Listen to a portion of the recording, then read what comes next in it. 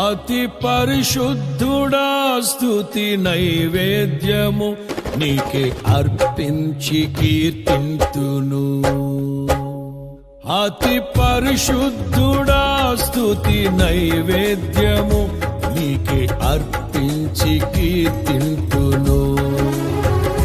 నీవు నా పక్షమై నన్ను దీవించగా, నీవు నా తోడువై నన్ను నడిపించగా, జీవింతును నీ కోసమే ఆశ్రయమైన నా యేసయ్యా. అతి పరిశుద్ధ